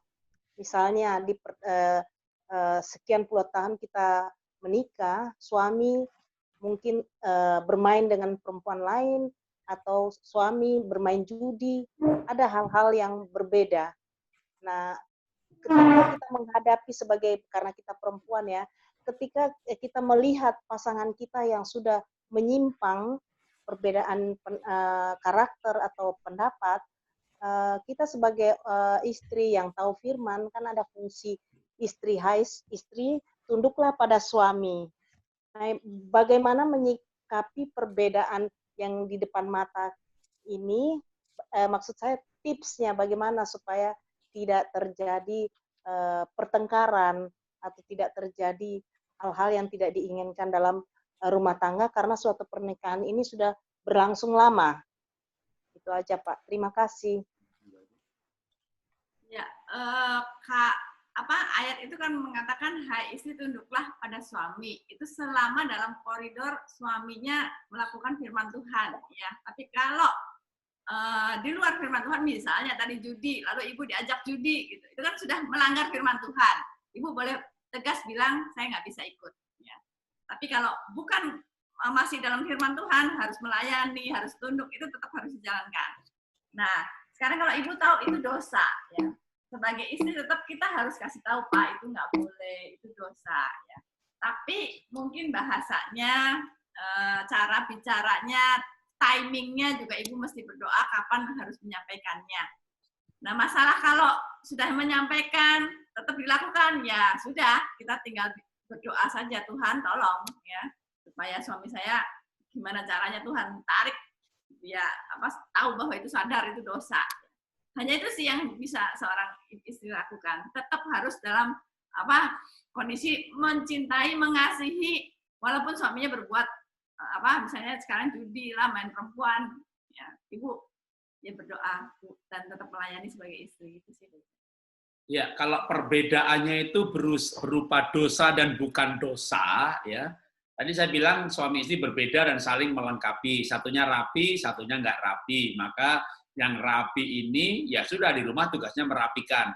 Tapi yang tidak rapi tadi ternyata pandai bicara, maka dia dagang atau jualan. Nah, itu melengkapi. Tapi bukan dalam hal dosa ya. Jadi misalnya gini, suami saya maling, saya mau yang menjual aja dah gitu, hasil malingannya tak jual. Jadi itu jangan ya. Kalau suami maling ya ditegur, judi ya ditegur ngamuk ya paling nggak didiamkan. Tapi kita nggak boleh melengkapi dosanya gitu ya. Jadi kalau pasangannya dosa ya kita harus menegurnya.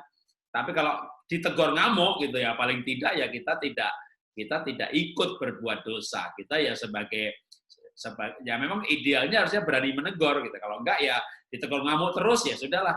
Ya, kita berdoa dulu kalau di 1 Petrus 3 itu kan hormat, tunduk untuk yang tadi istri saya katakan untuk bagian yang bukan dosanya. Ya, misalnya Mas siapin makanan, siapin gitu ya. Dilayani sampai nanti hubungannya baik, begitu baik ya diajak ke gereja atau diajak ketemu Tuhan. Jadi kalau yang berupa dosa kita tidak boleh ikut ya.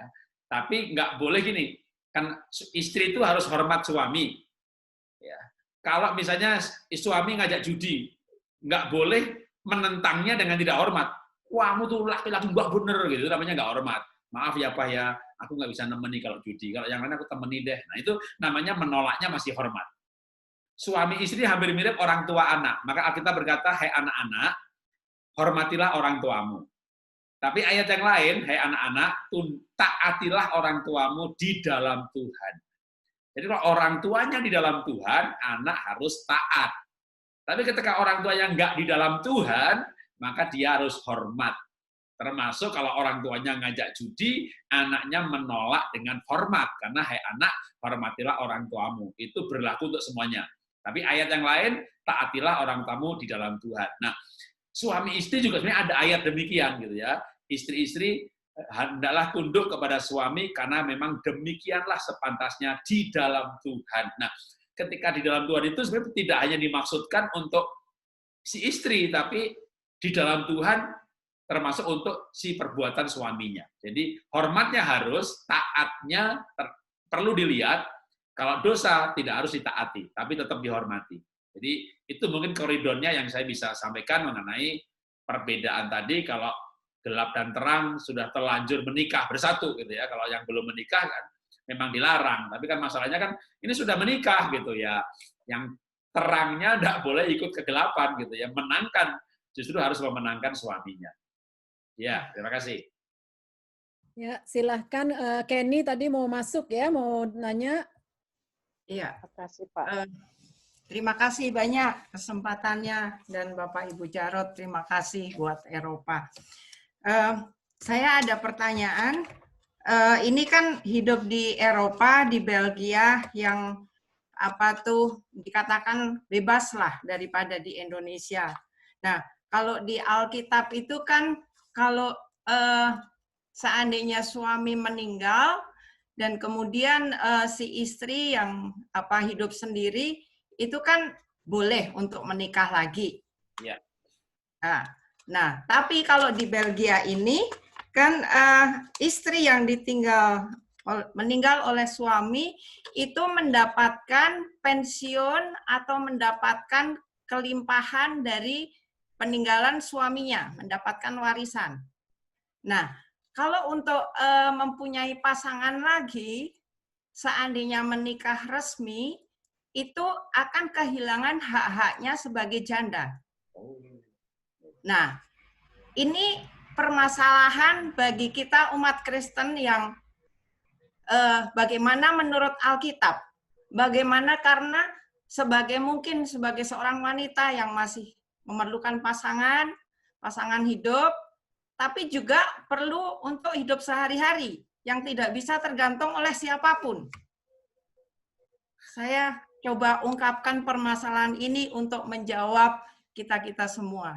Dan satu lagi, apakah menurut Alkitab atau sebagai orang Kristen, sejelek apapun seorang suami, sebejat-bejatnya seorang istri, apakah diperbolehkan untuk bercerai? Terima kasih. Ya, mungkin juga yang perceraian kita nggak bisa jawab dengan singkat ya, tapi yang tadi yang pertanyaan pertama, tapi nanti saya jawabnya singkat, tapi saya sarankan untuk kita bisa khusus mengenai selingkuh dan perceraian itu butuh jawaban panjang. Karena kalau saya bilang boleh bercerai gitu, nanti jawabannya singkat begitu, nanti wah ini sesat nih pendeta gitu. Padahal bisa boleh dengan penjelasan tertentu ya. Jadi yang perceraian juga kita skip untuk jawabannya, tapi yang tadi Pak menjawab.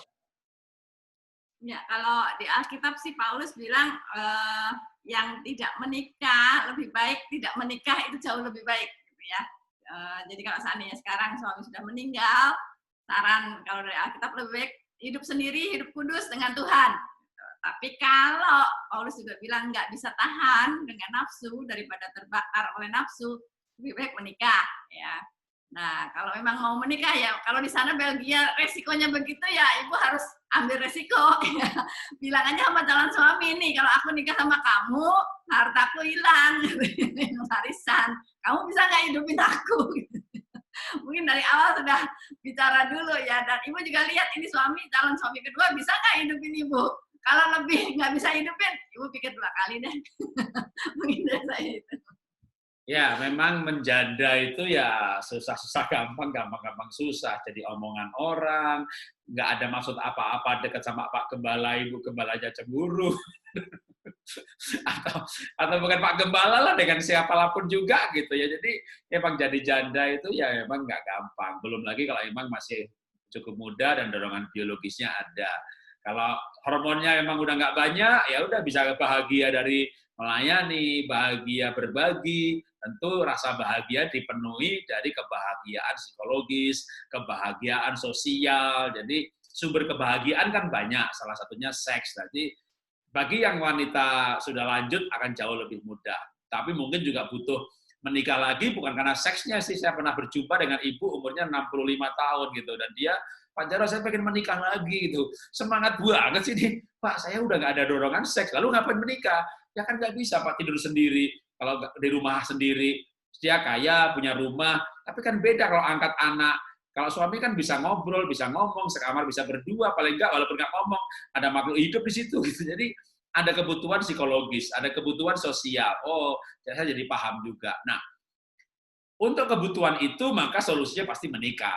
Nah, tapi kalau menikah resmi, maka jatahnya pensiun si suami diputus gitu ya. Maka tadi saya bilang ya, kalau menikah ya itu resiko kehilangan itu, tapi dapat yang lain.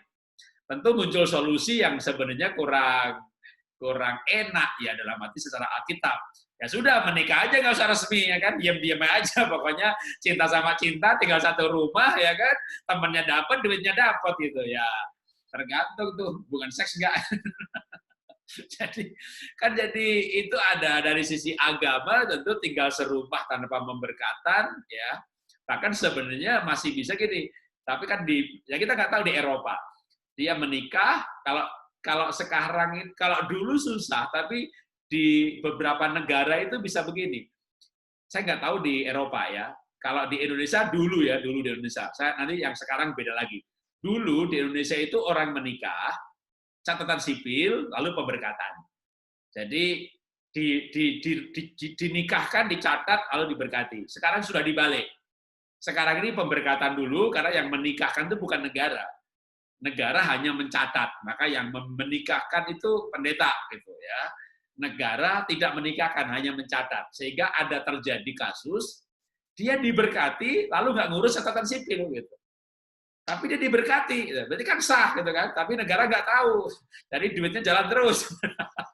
Nah kalau di Singapura misalnya lain lagi, ini anak saya kan baru menikah tuh kemarin, maka di Singapura tuh ternyata ya yang berkati itu pendeta yang ditunjuk negara, mengajukannya ke negara, jadi negara pasti tahu. Nah, makanya kalau di negara yang seperti itu kan bisa yang resminya malah lewat jalur negaranya, maka ya nggak bisa. Emang kadang-kadang orang harus ada pilihan, dimana kalau emang mau menikah ya harus rela lepas pendapatan dari almarhum, toh tugasnya adalah mendapat dari suami gitu. Atau lagi, begitu suami meninggal, selain menikmati pensiunnya, ibu sudah mulai merintis kerja ya, sampai akhirnya bisa mandiri, seandainya itu hilang pun sudah bisa sebagai wanita yang bisa hidup dari penghasilan sendiri gitu. Seandainya itu di stop ya sudah sanggup hidup, itu juga pilihan kalau gitu ya memang punya talenta, minat, bakat yang bisa diuangkan gitu. Entah jualan makanan Indonesia atau apa saja lah, pokoknya yang bisa hidup mandiri. Kira-kira itu yang saya bisa jawab. Ya. Iya Pak Jarod, memang di Eropa, di Belgia, Eropa pada umumnya itu susah ya, karena peraturannya itu sangat banyak sekali ya. Hukum-hukumnya itu memang kadang-kadang jelimet kalau kita bilang ya. Jadi ya banyak teman-teman itu yang terpaksa harus living together gitu loh. Atau apa istilahnya, relasi living apart together, dia bilang. Mereka hidup terpisah tapi bersama. Itu istilahnya ya. Ya karena tadi itu, karena hukum-hukum. Cuman saya ada satu pertanyaan nih Pak Jarod. Ya. Kalau menurut Alkitab, bentuk atau pelaksanaan pernikahan itu kayak apa sih? Karena kan seperti kemarin itu anaknya Pak Jarod, ya, virtual aja bisa menikah. Saya tadinya berpikir si pendeta itu akan berada di rumah anaknya Pak Jarod, ternyata dia pun di tempat lain gitu. Jadi kalau menurut Alkitab itu bagaimana sebenarnya? Ya, kalau Alkitab malah tidak ada ayatnya ya, karena memang pada zaman itu belum ada beda zaman. Jadi yang namanya pernikahan di Alkitab ya, yang ada cerita minyak Iska Ribka, kan zaman Siti Nurbaya ada karena 200 tahun yang lalu aja belum ada yang namanya kayak catatan sipil. Jadi siapa sih yang melegalkan sebuah pernikahan? Tapi ya kita harus mengikuti aturan di mana di zaman kita hidup sekarang ini. Kalau sebelum perjanjian baru karena begitu, ya gerejanya aja belum ada gitu ya. Yang zaman dulu orang tuh sah menikah kalau diumumkan. Jadi kan belum ada lembaga adat, belum ada lembaga gereja, jadi orang menikah menjadi satu daging, lalu diumumkan, ya menikah diumumkan, ada acara di mana nih anak saya menikah. Nah zaman dulu bentuknya pesta, gitu ya. Itu sudah sah, gitu. Lalu akhirnya kan masyarakat berkembang, ada negara, ada catatan sipil, ada lembaga pengadilan, atur perceraian. Itu sejarah perkembangan. Jadi kalau sekarang kita hidup di zaman sekarang, maka kita harus ikuti aturan zaman sekarang. Nah, sekarang misalnya kayak zaman sekarang ini lebih singkat cerita gitu ya. Singkat cerita ini zaman Covid. jadi anak saya itu mau nikah di Jakarta, di GBI, karena saya kan jemaat GBI ya. Jadi besan saya juga GBI kebetulan. Jadi saya bilang sama anak saya, ya kamu ikut aturannya papa gitu. Karena anak saya kerja di Singapura, PR di Singapura, mantu saya juga kerja di Singapura, PR di Singapura. Tapi mereka nurut, ya. Itu harus terbang berdua bolak-balik Jakarta, karena kalau di GBI di tempat saya itu pranikah itu 8 kali. Lalu ada yang terakhir, sebelum terakhir itu calon besan pun harus datang. Jadi calon pengantin 2, orang tua lagi, itu semuanya harus hadir. Nah dari segi waktu aja bisa dibayangin. Dia harus ngambil cuti 8 kali datang ke Indonesia. Ya boleh bolos tapi ada maksimalnya.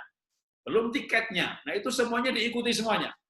Lalu di Indonesia ini juga sebenarnya bukan cuma Eropa ya. Indonesia itu mau nikah tuh ribet. Surat keterangan masih gadis, masih perjaka dari kelurahan. Suratnya itu tidak boleh lebih lama dari 30 hari. Ya benar juga sih kalau tahun lalu perjaka, lalu 6 bulan lalu menikah, lalu sekarang mau menikah lagi gitu ya. Jadi begitu suratnya diurus, ini pernikahan tidak bisa ditunda di pemberkatan. Kalau ditunda nanti ngurus lagi gitu ya. Dan untuk mendapatkan surat itu, keterangan dari RT, keterangan dari RW, pengantar kelurahan, barulah surat itu. Jadi satu surat saja, nah bisa dibayangin tuh anak Singapura bolak-balik Indonesia. Itu pun diikuti. Ada lagi syarat gitu ya, surat keterangan sehat, bebas HIV, pokoknya nikah di Indonesia itu banyak sekali peraturannya, semuanya sudah diikuti. Sampai ditentukan tanggalnya 18 April. Nah, gara-gara PSBB, ya, tidak bisa, ya kan? Kalau mau dipaksa dijalankan dari Singapura nggak bisa kemari.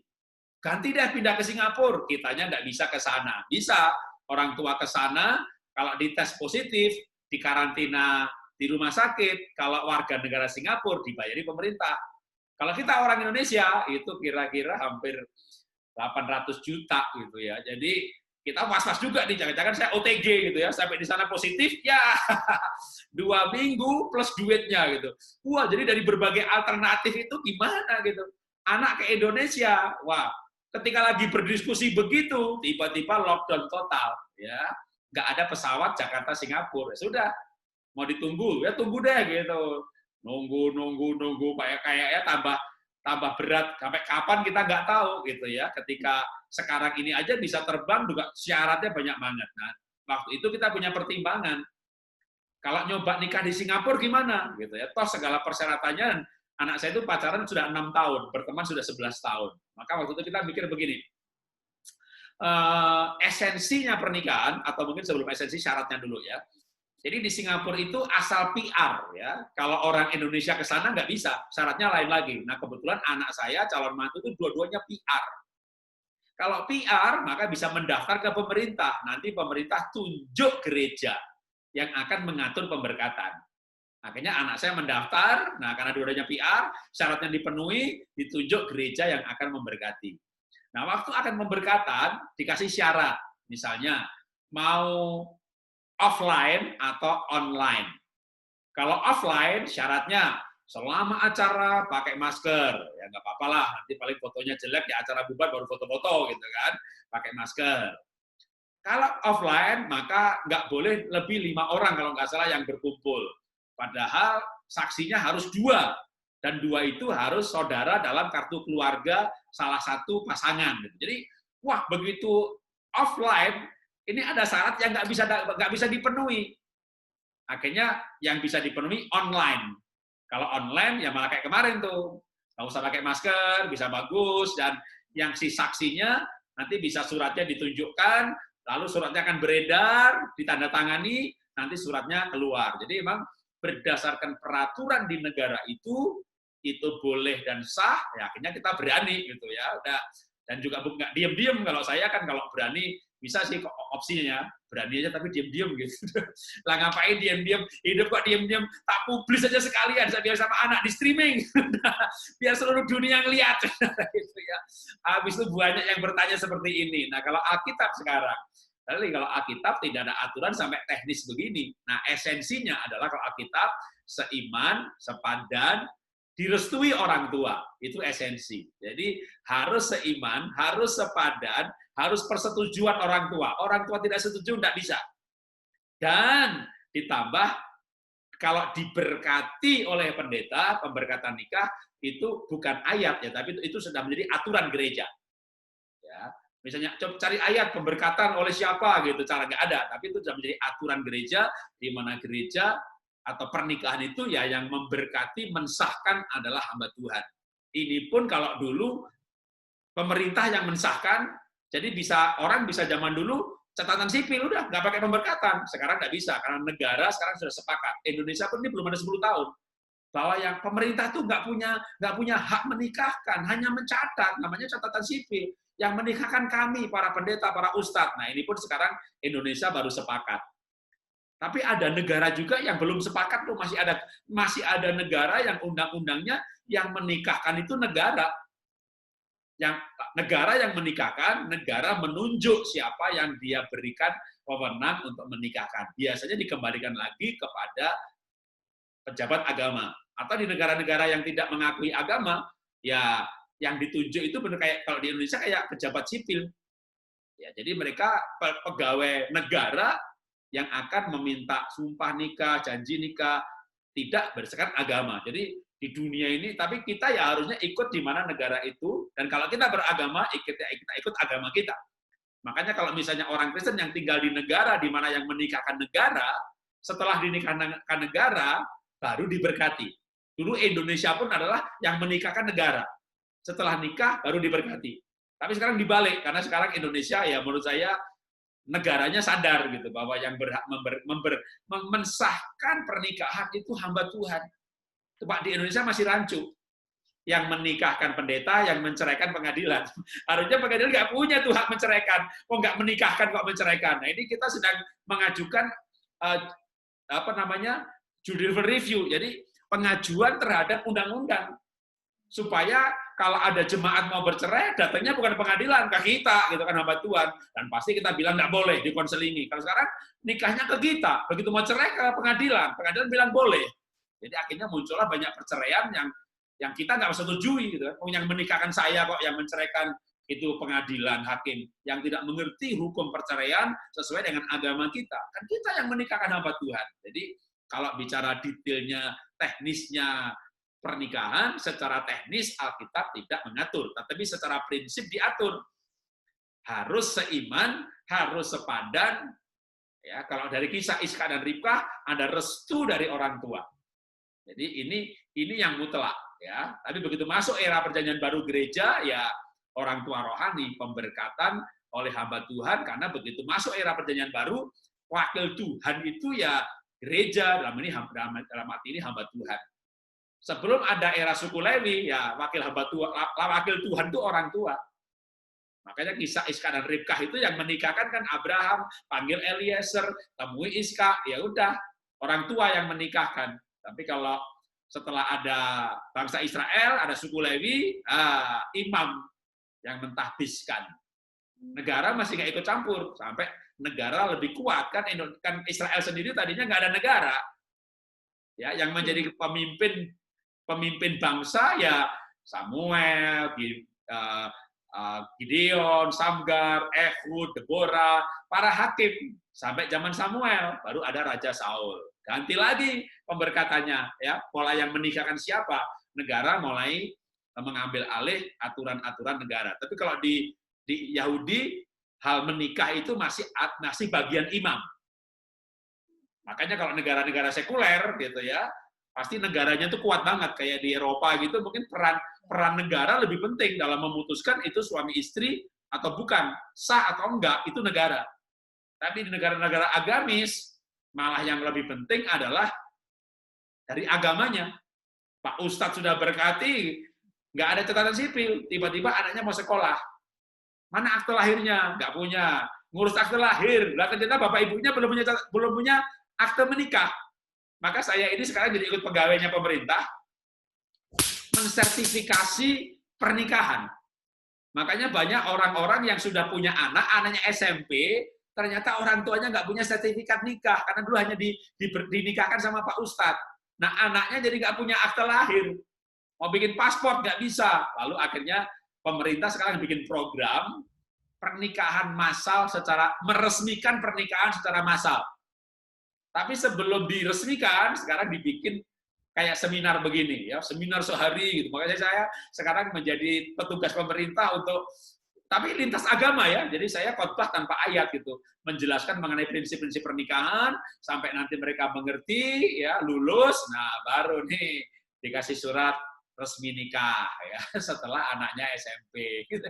Tapi mereka dulu resmi nggak gitu. Misalnya ada orang, Pak saya mau bercerai, dulu kan nggak resmi. Resmi tanpa surat nikah pun sudah resmi kalau sudah satu daging dan sudah direstui oleh agama. Makanya yang namanya resmi itu pemerintah atau agama gitu ya. Sebenarnya agama lebih penting. Diberkati itu lebih penting. Tapi kalau di Eropa mungkin undang-undangnya beda. Bapak Ibu ke pendeta diberkati, tapi pemerintah belum mencatat, nggak dianggap sah gitu. Jadi kita tinggal di negara mana, mungkin kita harus mengikuti di mana kita tinggal, karena menikah juga ada aturan hukum, ya terutama kalau tadi ada kematian, ada warisan, ada perceraian. Jadi menikah keluarga itu juga sebuah lembaga hukum. Maka anak ada akte lahirnya dan menikah ada suratnya. Jadi kita harus ikuti supaya tidak ada masalah legal di kemudian hari. Kalau ikut Alkitab sebenarnya lebih simpel, nggak banyak aturannya. Bahkan ada hal-hal yang tidak ada aturannya. Nah, kita ikuti aturan yang bukan Alkitab, tapi aturan gereja. Bicara aturan gereja, beda denominasi, berbeda lagi. Jadi kalau orang nanya sama saya biasanya kembalikan lagi, coba tanya sama gembalamu, gitu ya. Karena Indonesia-nya sekarang nggak semua gereja setuju tuh pemberkatan online. Tunda gitu, tunda sampai kapan nih kalau COVID-nya 2 tahun lagi, setahun lagi, serba nggak pasti gitu ya. Nah kalau memang bisa ditunda sebenarnya sih bisa kalau kecuali ada masalah-masalah lain ya. Jadi misalnya masalah keuangan, masalah rencana untuk PR, citizen yang jadwalnya ini sudah terschedule. Mundur berarti misalnya kalau anak saya itu mundur 1 bulan itu bedanya $2.000. Karena sudah mulai book untuk apartemen. Nah kalau nggak dipakai bayar. Jadi nunda 1 bulan itu $2.000. Akhirnya saya bilang udahlah, coba aturan Singapura gimana? Ternyata Singapura sangat fleksibel. Kalau di Indonesia nanya pendetanya juga bingung. Malah kalau saya tanya nih, pendetanya nanya balik. Kan saya mau nanya Pak Jarod. Jadi kalau di sini malah mereka pada tanya saya gitu. Ya sudah, kita jalankan saja. Ya itu kalau dari esensi pernikahan. Ya.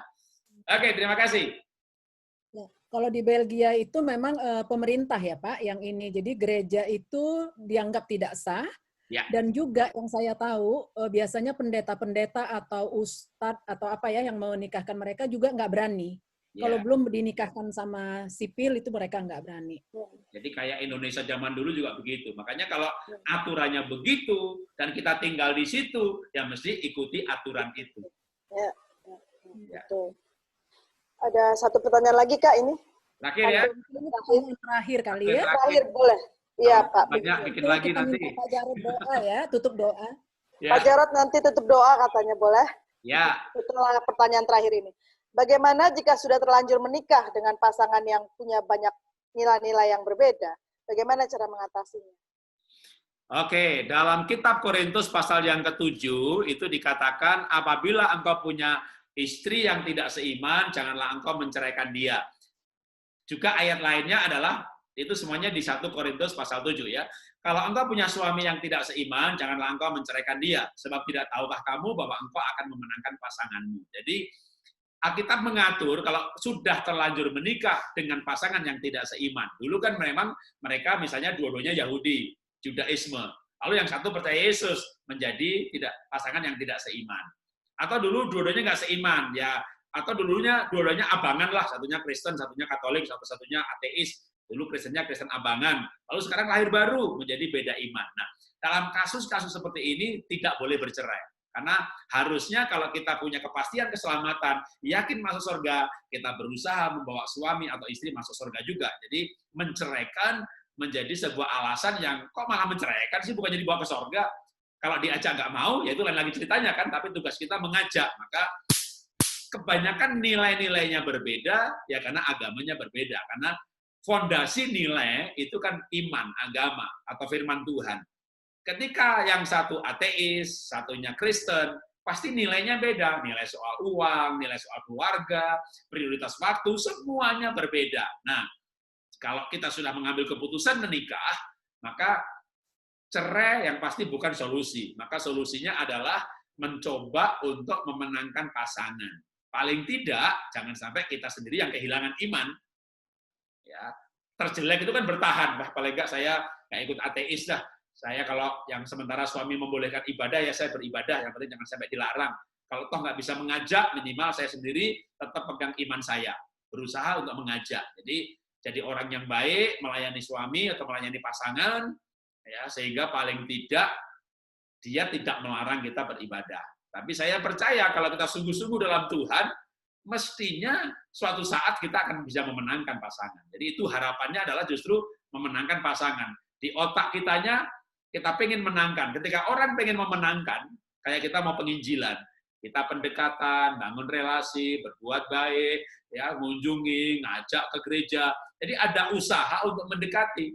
Nah sekarang taruh aja kalau misalnya nih, ibu yang dalam Tuhan, lahir baru, lalu suaminya ateis. Selain dianggap suami, dianggap aja pasien, dianggap aja jemaat. Jadi ini orang yang saya akan menangkan, ini target saya. Jadi kalau kita berpikir itu target yang akan dimenangkan, kita berusaha bangun jembatan, berbuat baik-baikin supaya ada relasi. Nanti kalau sudah ada relasi, saya bisa berbagi kehidupan. Bagian kita berusaha ya soal dia mau apa tidak kan dia juga punya kehendak sendiri.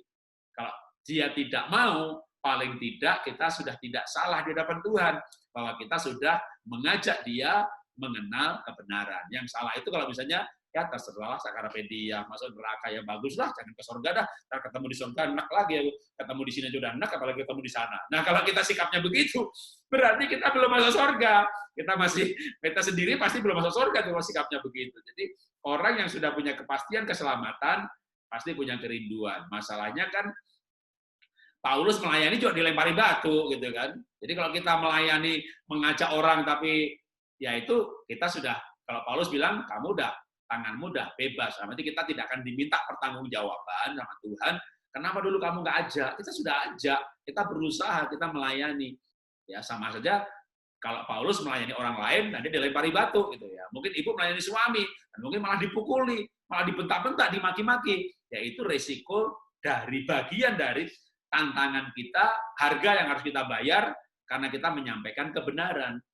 Kalau saran saya sih mungkin menyampaikan kebenarannya ditunda, tapi berbuat baik dulu, dicintai, dibaikin, dicintai, dibaikin, dicintai, sampai hatinya terbuka, bicara ditolak, ya sudah. Jadi pokoknya bagian kita tuh melakukan apa yang berbagi apa yang kita yakini. Kayak saya aja melayani begini kan berbagi apa yang saya yakini. Memang ibu yang panggil saya gitu ya, tapi di tempat yang lain kadang-kadang kita berbagi ya ada yang marah gitu, atau tetap seminarnya umum gitu ya, habis berbagi ada yang anggap sesat, ada juga. Jadi, tapi kita berbagi aja pokoknya. Jadi menurut saya kepada siapapun kita berbagi, termasuk kepada pasangan. Ya dari saya jawabannya cukup. Apa ada hal yang lain dulu atau langsung saya tutup? Boleh ditutup ya Pak, kayaknya udah nggak ada ya yang nanya ya, karena waktunya udah. Kalau masih banyak pertanyaan, atur lagi. Soal bercerai, soal seks, selingkuh, kawin cerai, poligami, itu butuh jawaban panjang tuh. Oh, nanti kita ini pokoknya Pak Jarod bersedia ini deh datang Oke. ke Zoom. Ya, kita tutup ya. Mari kita berdoa. Ya, Pak. Bapak, kami mengucap syukur malam hari ini kami sudah belajar firman-Mu bersama ibu-ibu di Brussels dan di Eropa pada umumnya, supaya apa yang kami pelajari hari ini, kami menangkap sesuatu, Roh Kudus melanjutkan apa yang kami ucapkan, yang kami bahas, supaya kami boleh menangkap kehendak Tuhan atas rumah tangga, kehendak Tuhan atas pernikahan kami. Kami diberi kekuatan menghadapi perbedaan yang luar biasa, perbedaan culture, budaya, perbedaan pola pikir, perbedaan kecenderungan perilaku yang bisa membuat kami stres, frustasi, sakit hati, dan jengkel. Tapi kami percaya Tuhan, firman-Mu memberikan kami pengertian-pengertian yang membuat kami lebih memahami mengenai perbedaan yang harus kami hadapi, harus kami kelola, harus kami siasati, sehingga kami bisa dengan dewasa mengelola perbedaan menjadi kelengkapan, mengelola perbedaan menjadi keindahan. Terima kasih Bapak, kami sudah berdoa dan kami mengakhiri, kiranya kami boleh melepaskan berkat buat kami semuanya, di dalam nama Tuhan Yesus, kiranya berkat dari Bapa di surga yang besar, dahsyat, luar biasa, kasih Tuhan Yesus Kristus yang memulihkan, yang menyembuhkan, bilurnya menyembuhkan, darahnya menyucikan, penyertaan pribadi Roh Kudus yang melampaui segala akal, yang memberikan kekuatan penghiburan, menyertai Bapak, Ibu, Saudara sampai selama-lamanya, dalam nama Tuhan Yesus Kristus. Amin. Tuhan memberkati. Amin. Terima kasih.